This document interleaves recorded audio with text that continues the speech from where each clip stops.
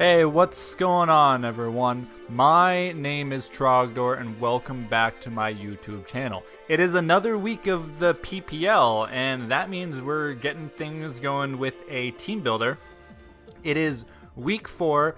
Our opponent is Brendan and the Trenton Thundurus. We have played him a couple times before in the other leagues, the PTL and the NSTL. We're currently 1-1 against Brendan, but that all doesn't really matter because it's a new league. We've got new teams.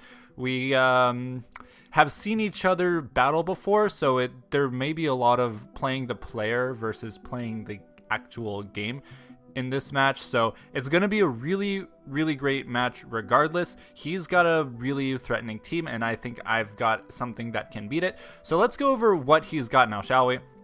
So he's got Celesteela, which is like the bane of my existence. I wanted to draft this thing in PPL so that I wouldn't have to play it, but there it is. He got it. He sniped me like 4 times.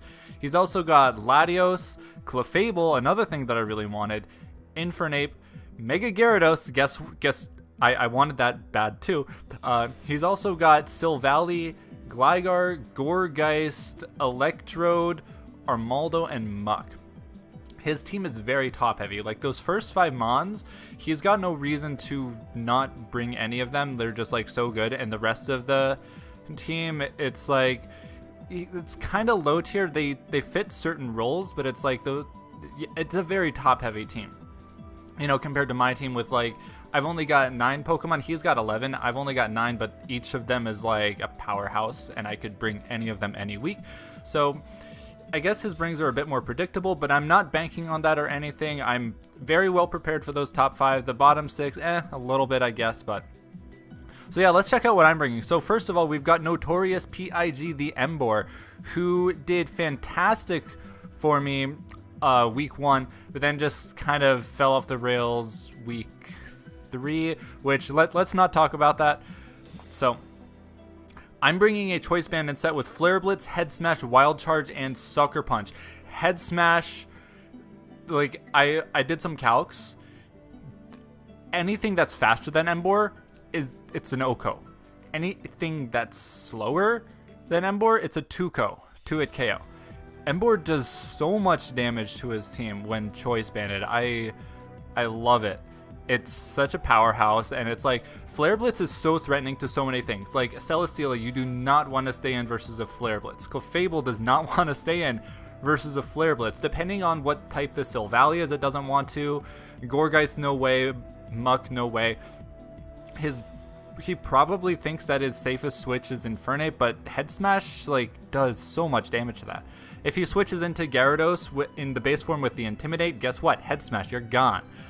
I'm obviously not going to bank on him switching into Gyarados, but that is a very real possibility, especially because Celesteela is also very threatened by the Wild Charge, who another good switch into that is Gligar, which Gligar is kind of a, I don't want to say a bad Pokemon, it's annoying, but it's like, there's so much opportunity cost with it, especially when you could bring something like Clefable, which, guess what, 2-hit KO'd by Head Smash. Emboar is just like a reckless powerhouse for me, this team. Next up, we've got Lycanroc Awu, the very good dog who, if I had gotten a chance to set up in my game versus Shroom, it would have done wonders, but again, let's not talk about that game. So Lycanroc has a chance to set up and sweep, or at very least clean up. The priority is very nice, especially against some of his faster offensive threats. It's speed ties or is faster than his entire team. Both of our fastest Mons are base 110. Oh wait, no, Electrode's there, but is Electrode really gonna show up? Like, it could. It would be a nice meme, but it's like, again, the opportunity cost when you could have something like your Latios or your Celesteela. So bringing max speed to speed tie with a Latios, because Crunch does a number on that. If I get a chance to Sword Stance on something like Silvally, well, Silvally gets like, it gets a lot of weird moves, but basically the job is to pick off and clean up against a already weakened team, which my team is kind of fat and annoying this game, so it could very well happen. Next up, I've got Roserade, the Queen of Thorns, who is a kind of an anti-lead. I've got Sleep Powder, Sludge Bomb, Giga Drain, and Dazzling Gleam. If he leads with something, if he doesn't bring Gourgeist, I'm going to do the same thing I did week 3 and go for the Sleep Powder, except this time hit it.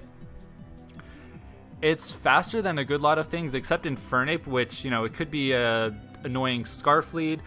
I might want to give it enough speed for Gyarados. That would be nice, but yeah, actually I think I will, just in case it's like a lead Dragon Dance and I like Sleep Powder and it, just so it doesn't like taunt me turn 1 or anything. And it's probably going to be like Adamant because, you know, my fastest thing is Lycanroc, so that's being Jolly is a huge opportunity cost for him when it's like it would even outspeed my best potential Scarfer, unless he's counting on Jirachi. But yeah, pretty decent lead. Dazzling Gleam. What can Dazzling Gleam hit? That hits the Latios on the switch because it can tank like my dual stab pretty well. It's also really helpful against Clefable because I don't want that thing setting up any Calm Mind, so I just want to be able to like Giga Drain and stuff. So it's also decently specially bulky, so it's just nice to have a bulky attacker here.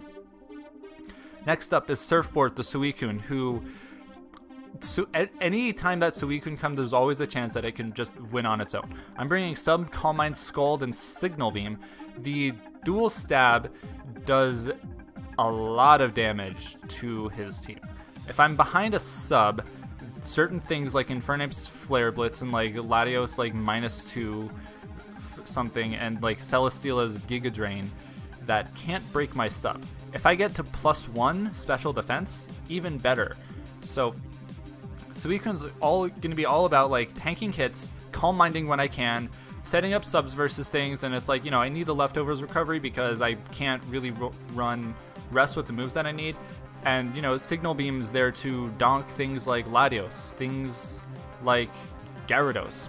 Scald hits Infernape really hard, does a decent chunk to like Clefable, and basically like does like 80% to Infernape no matter what. And it's just really great to have that as a, you know, part of my defensive backbone this game, because it can take a lot of hits, especially like Scarf Infernape. Just I eat that for breakfast. The combination of like, even if he's Life Orb, the combination of Flare Blitz and Thunder Punch can't really hit me that hard, and it's like you get hit back with a Skull, especially if you've taken 2 turns of Life Orb damage. So in a pinch, I can 1v1 the Infernape, but, you know, he's more likely going to switch and I can just get a free sub, which is what I want to do with Suicune. That and just take a lot of hits that I need to, especially from, like, Celesteela, Infernape, depending on things the Gyarados. So, that and Jirachi, who is going to be Spadef for me this game. Spadef with Stealth Rock, U-Turn, Doom Desire, and Wish. Doom Desire is one of those things that is just like, I've never seen that move before in my life. What does it do? What it does is in 2 turns, you're going to get hit with a seriously powerful move. So Clefable, if I'm in versus Clefable, which I like, my switch into the Clefable is Jirachi 100% of the time because I scare it out so easily. Then I go for the Doom Desire.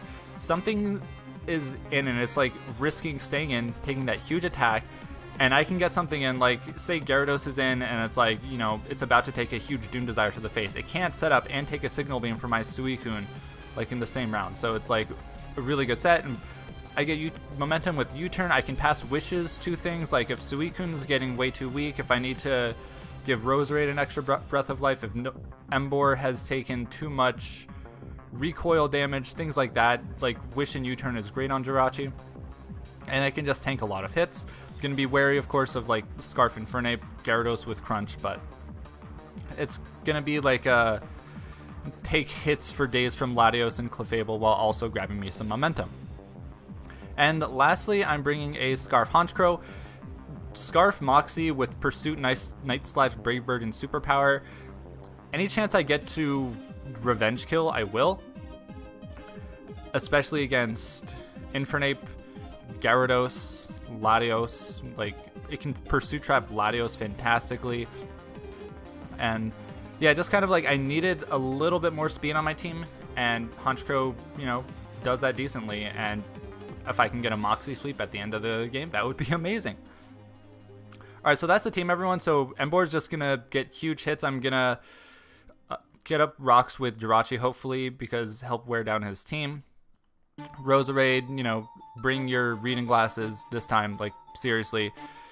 Maybe I can get some spice with Jirachi going, but otherwise momentum grabbing, clean up with Lycanroc, and yeah. So, battle's going to be up tomorrow. Stay tuned for that. Subscribe if you want to get all my battles and stuff. Like this video if you liked it, and if you got anything to say, as usual, comment down below. Yeah, that's all for me today, so I'll see everyone in the next video. Take care now. Bye-bye.